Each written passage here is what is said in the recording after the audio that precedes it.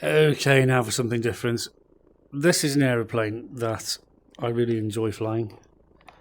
It's the de Havilland Tiger Moth. It's an old favourite of mine. However, they're only good for a nice day. Let me get myself seated in the cockpit properly. Magnetos are on. Good. 4 and 3 movements. Lots. Okay. Well, yeah, let's go take this for a blast because this is fun. This is a free download on X-Plane.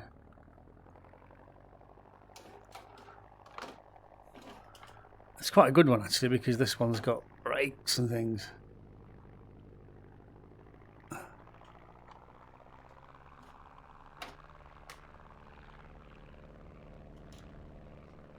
And you can take off from grass fields and things in no time at all. Boscombe Dine. There we are. What better way to tour the airfield and have a good look at the place? Beats going round in a jeep, doesn't it? And I thought we'd go for a jolly down to Old Sarum. So I was talking about that in the last video. These are great. You can take off on grass in a field. I mean, that's what they were designed for originally. And they were a basic trainer for teaching pilots how to fly. Now I must say that they don't have a heater and they're extremely cold to fly in, so that's why the old Biggles used to wear the sheepskin jackets and things. So I don't know how long it'll take me to get to Old Sarum, but I've never been into Old Sarum before, so I'm going to go in something appropriate. Tiger Moth. So we want to be heading south. South out of Boscombe, head towards Salisbury. And we should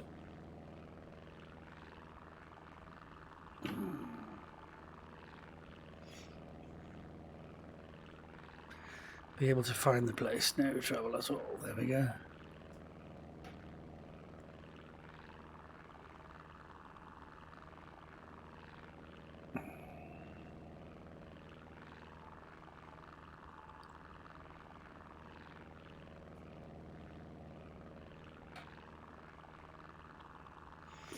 I love these compasses, by the way. They're the same compass in the Spitfire. It's called the P8 or a P11.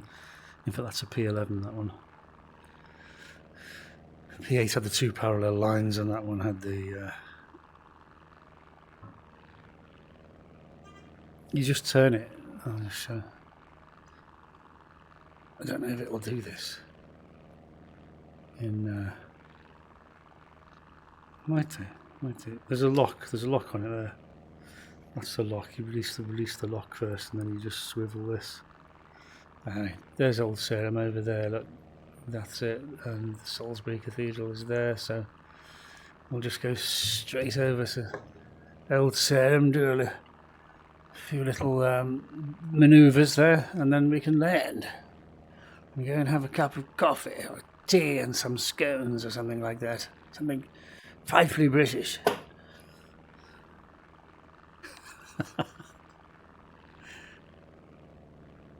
I'm thrashing the engine.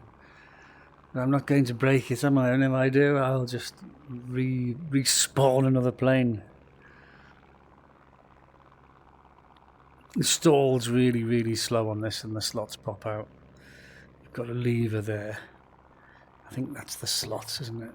This thing that stops. You can lock the slots so they don't pop out for aerobatics and things, and then you can just bring them back so they pop out and help you not stall and die and crash and things. They do recommend locking them for aerobatics and things to stop them from slapping and banging.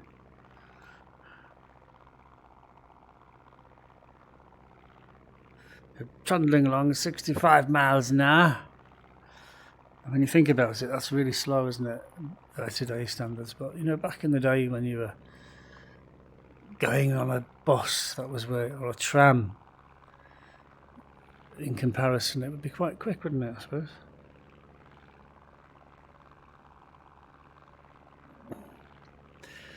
So have you ever been to Old Sarum? Gee, oh yes, I flew in the Tiger Moth from Boscombe Down. You see, I'll have that memory now forever.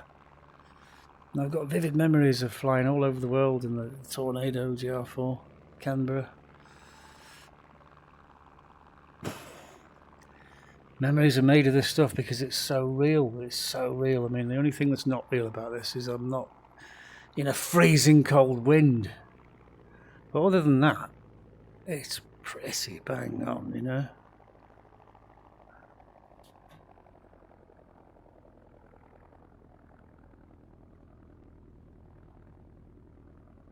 Let's have a look at Old Sarah. This is where all the old people come in their old aeroplanes. Old Sarah. There's another place, I can't remember the name of it. There's a few old places actually. What's the something collection? They have all the old fossilized aeroplanes.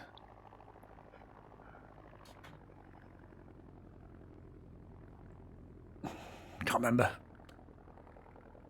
I do know it, but it'll come to me. It will come to me. So we're going way too fast and we're too high, so we can side slip. There we go. Side slipping.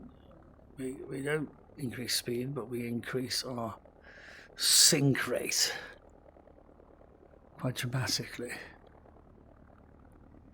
Because if you put the nose down, the thing will go faster, you see. You don't want to go faster. So we learn to side slip. And of course, some aeroplanes side slip better than others, and depending which way around the propeller goes, you'll find that you can side slip one way really well, and then when you try to side slip the other way, it doesn't go so well.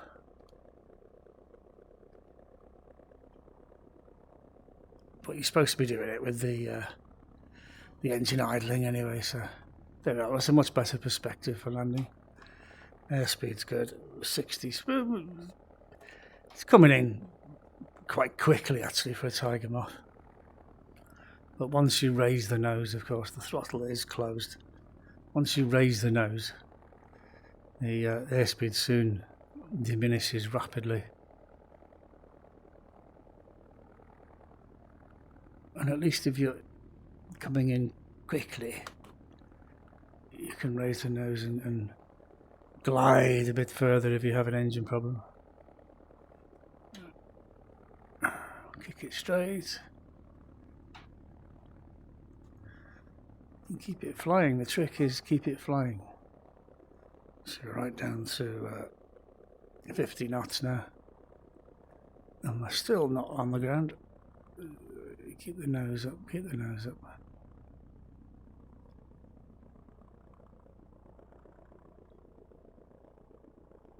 Around 40 miles an hour. That's really so. I didn't touch down until it was doing 40. Look at that. You keep the stick right back now. And just keep it straight until you've got some more control over it. Because that's the dodgy bit. When you're going too slow to fly, but too fast to control it on the ground. That's when you come unstuck, old boy. And you dig a wingtip in and things like that. So here we are, Old Sarum for the first time in my life. I've never been to Old Sarum before. I did it in style. In a doddery old Moth.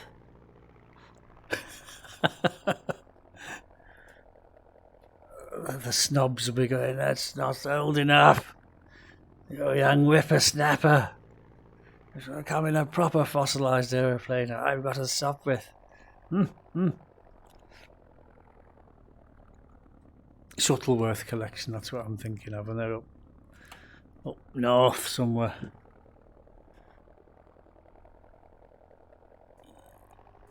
I have been in there actually in the Harrier, just to really annoy them. The AV8 doing hovering. I went in the F-35 as well, just to, I can't remember the name of the place. Just to be a hooligan.